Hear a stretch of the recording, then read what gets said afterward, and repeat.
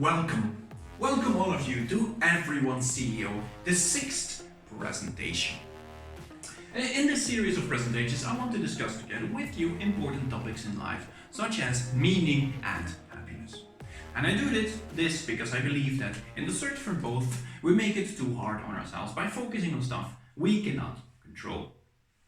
I also believe that in this search, we need nothing. No special talents, only the bit of knowledge that I want to share with you. And as such, I believe that everyone can do this, no exception. In the previous 5 presentations, we've discussed some important topics. Like, we're not born for happiness. Inside of our brain is this mammal brain, with its 3 prime drivers: fear, urge, and the flock. And this pushes us sometimes in the wrong direction. Like in the 3rd presentation, we've seen that if you set yourself measured goals, that you trigger the urge driver too much, and that results in not of the utmost best behavior. In the 4th presentation, we've seen that nothing in life is certain and that we have to learn to live with some large degree of uncertainty in our lives.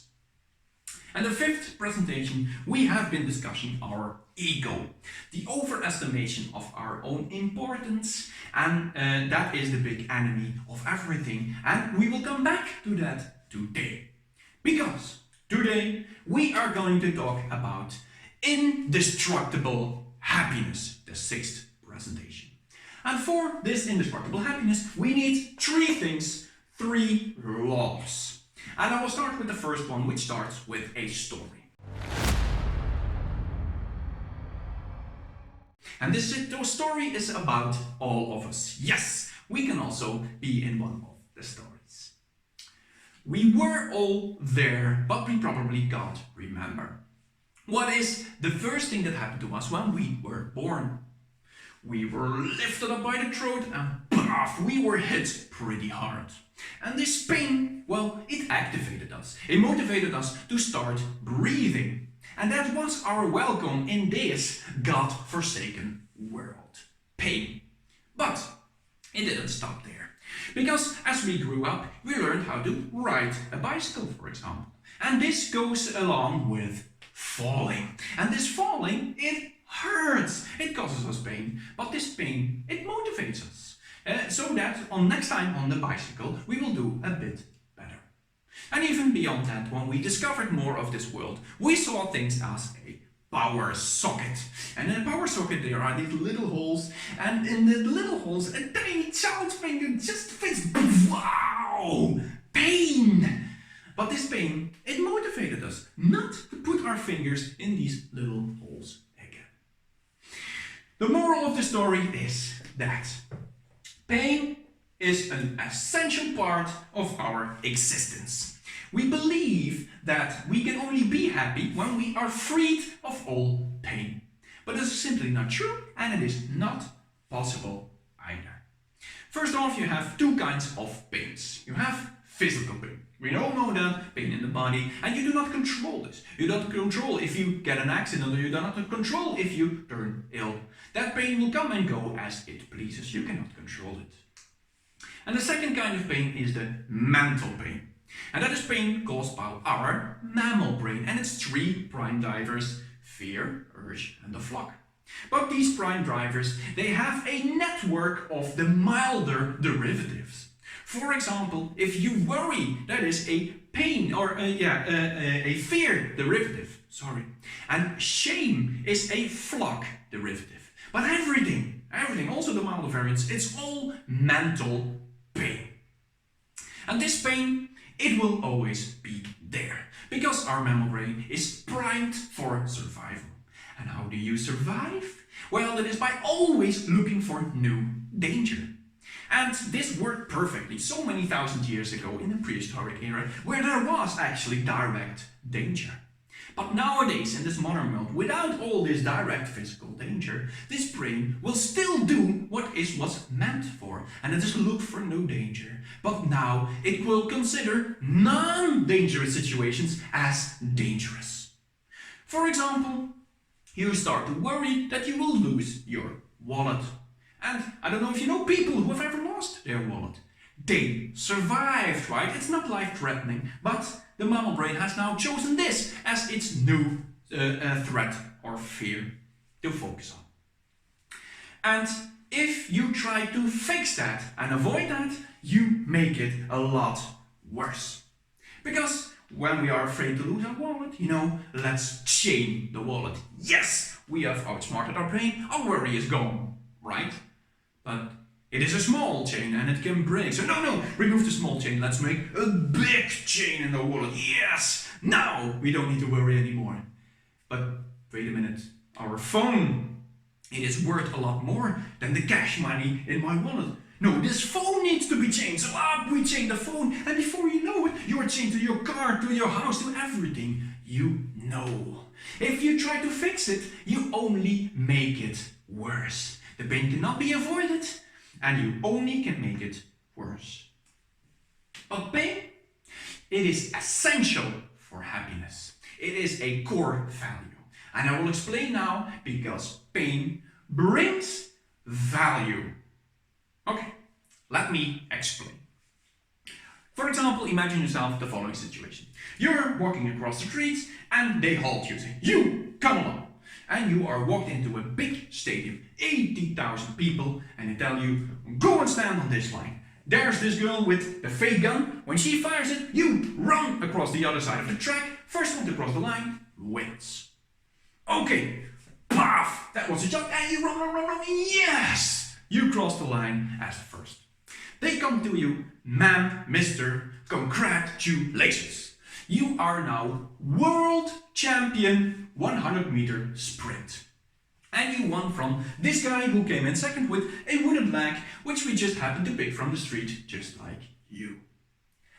How much would this world title be worth to you? Something which was just given to you with such big ease. Nothing. You wouldn't walk around the streets with your shiny medal, because it means nothing to you. But what a big difference. What a difference with the real athletes. If you see them winning the world champion, well, they scream and they shout and they cry and they roll over the floor months, years after they won their title. What's the difference? It's not the world title. You had that both, the world title. No, it was the pain. Those real athletes, in order to get the world title, they had to suffer. They had to endure a lot of pain. Because this physical training, of course, it pushes your body enormously. And it's not just that. All the time they spent training, well, that was time they couldn't spend Netflixing. Oh my God, what a pain. And but this pain for them brought value. That brought value for the world title. And it's not just the physical pain, it's also the mental pain. Because I know from experience, the two burnouts that I had, well, they were the worst I had to endure until now. But they were also the most valuable things I had to endure. All those lessons, those hard and painful lessons, they were the good ones. They brought value for me. Something is only worth the trouble when there was actual trouble involved. Hence the saying.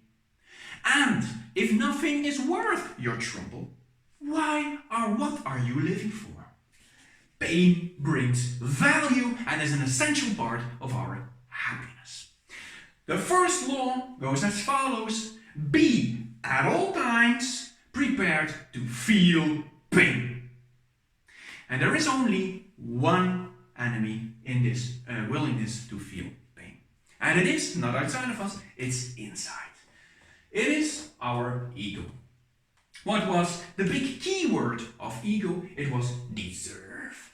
So every time we feel pain, this ego will tell us, we don't deserve this. No, we don't. What grave injustice has been done upon us. No, we don't deserve this. But of course we know that in life there is nothing to deserve. And this also is about the overestimation of our importance. But for 1 minute, just imagine that you are not important. You are completely irrelevant in this world.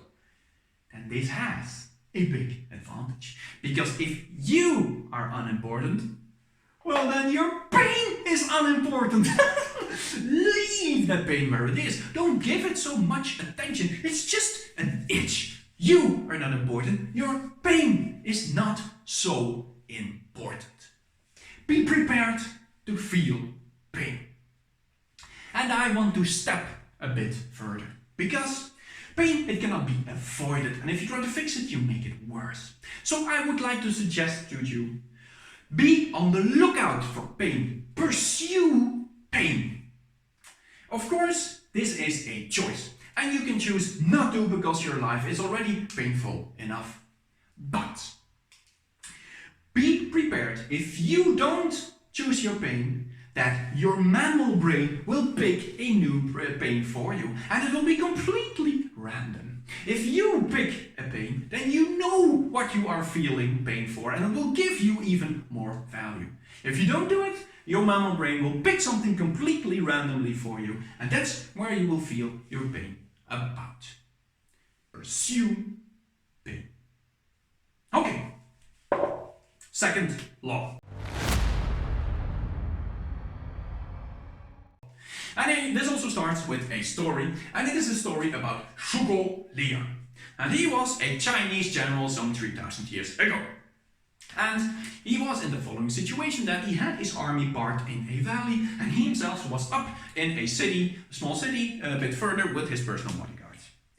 At one point in time, one of his bodyguards, he came running up to him and he said, Zhuge, the enemy is coming. He is approaching our city with his main army, 150,000 soldiers strong.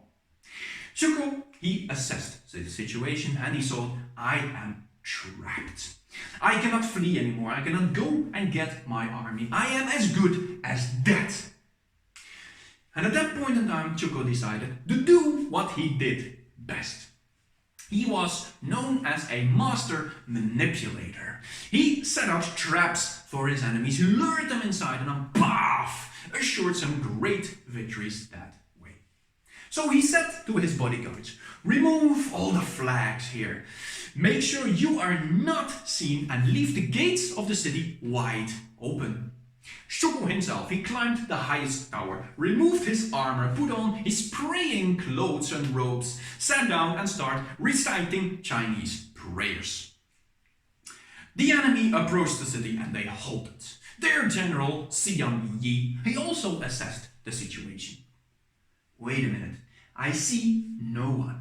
The gates of the city are wide open, and there in top is Zhuge. I know him. He is trying to lure us in one of his traps. But this time I will not fall for it. And he turned around and the 150,000 people fled in a hasty retreat.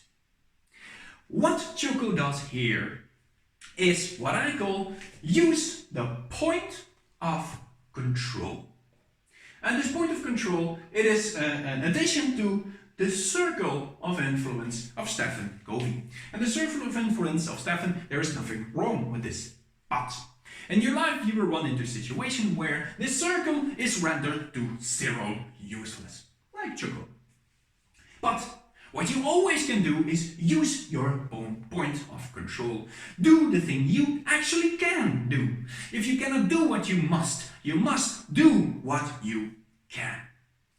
And this is not new. This is nothing new. But I want to emphasize here what the big enemy is. And what would the enemy be? It is on the board, yes. That is our ego. Our ego will tell us in a difficult situation that we don't deserve this. No, which grave injustice has been done on us? Oh my God, we don't deserve this. What we deserve is a life full of glory and fame. And under influence of these thoughts, well, what do? We go out and be a hero in difficult situations. And in Hollywood movies, this all looks great. But in real life, in 99% of the cases, it is something utterly stupid. Zhuge, he could have pretended to be the hero, and he could have taken his 100-some bodyguards and stormed directly into the enemy, and that he would have died a pointless but heroic death. And there's also another nice example of this, and let's go back to the modern era. Richard Branson, the big boss of Virgin. He has on the Caribbean this luxury island with a big luxury hotel. At one point in time, lightning struck and it burned completely to the ground. Next day, Richard was there, knee deep in the rubble of his nice hotel. And the very first thing he said to his secretary was, well, what do you think? Shall we call the same architect as last time or another one? And I don't know if you know people who ever called an architect, or maybe you even ever called an architect. But no one got a medal for it. It is not heroic, not at all. No, but it is the first and the only thing you can do if you are knee deep in the rubble. The second law is use your point of control and do not go and try to be a hero. And the reason this makes us happy is the following.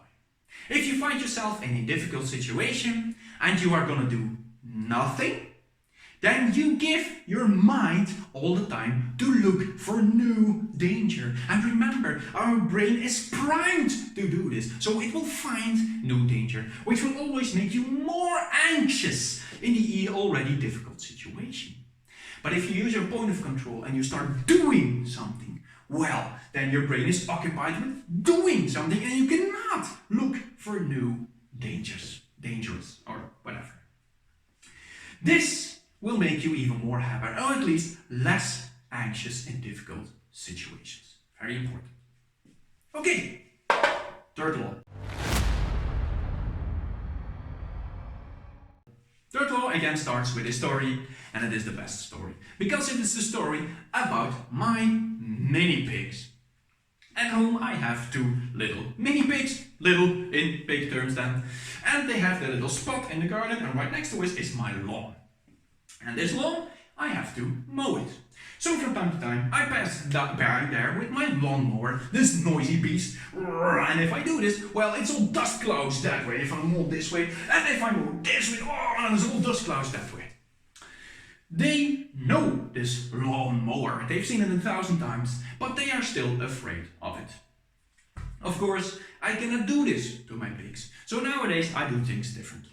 Before I bring out the noisy beast, I go to them and I say, come on here and see a DJ. Oh, and I pet them, and they like it being pet, right? And if you pet them, they go and lay on their sides, so you can rub their tummy. Oh, and they like it when you rub their tummy, and they wiggle their feet, and they love it. And if I've done that, only then I go out and bring the lawn mower. And if I don't mow the lawn, well, nothing happens. All the dust clouds go nowhere, and the pigs lay where they were. What can we learn from our cousins, the mammals? Well, we as mammals, we need someone to rub our tummy. We need someone who cares about us. And that's why this third law is about love. And not just love, unconditional love. And unconditional love is the kind of love that you build up together with your very close people, family and friends, really close people. And the way you build this is not difficult. In order to get unconditional love, you need to give unconditional love. And this unconditional love, it is very important. So, all your people who are important to you, your close friends, your relatives, shower them with unconditional love. Shower them. Take them as they are. Don't judge them. Don't criticize them. And don't punish them. And I want to emphasize this last thing if we talk about children. Never punish your children. And I'm not just saying that, right? Because three of the most important examples in this series is of everyone's CEO. George Marshall, Dwight Eisenhower and Warren Buffett. All three, they had the pleasure to enjoy this of one of their parents. And they were not easy children. Dwight Eisenhower, he had tantrums and hit his fists until they bled. And Warren even ran away from home because he couldn't bear it any longer.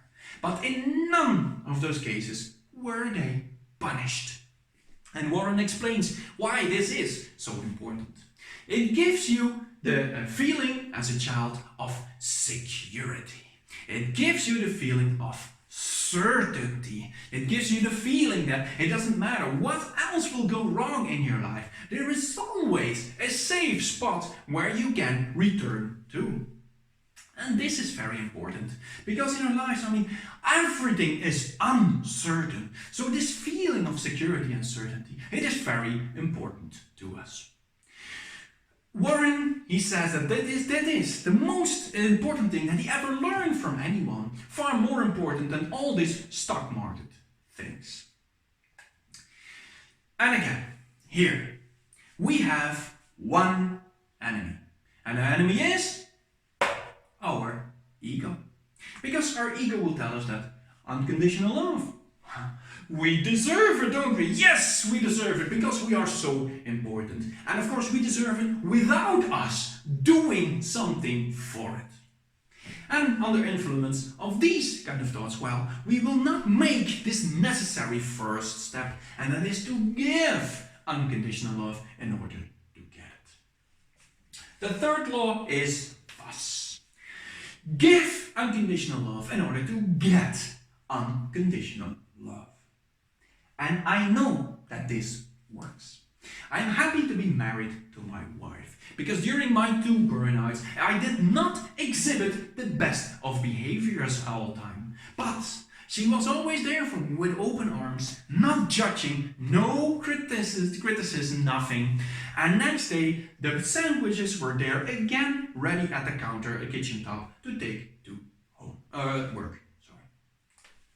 It is very important for your happiness because it goes into our mammal bones and in our mammal brains, just as with my pigs. It is essential.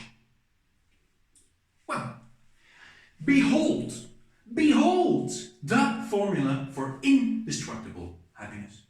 And I know that this is the formula because everything you see on the board here, well, everything you can control. You don't need €1 million or a Ferrari to be happy. You don't need the perfect situation to be happy. You can always be happy regardless of anything that happens. And there is only one obstacle, and it's not the circumstances, not the people. It is your own ego. And also this ego, we can learn how to tamper it. Look at the 5th presentation, how you can reduce your ego. So this is it, the formula of indestructible happiness. And you, people, dear crowd, I want to thank you for your attention that you're given for me during this Everyone CDO series. So I wish to you all, without exception, indestructible happiness. Thank you. Ciao.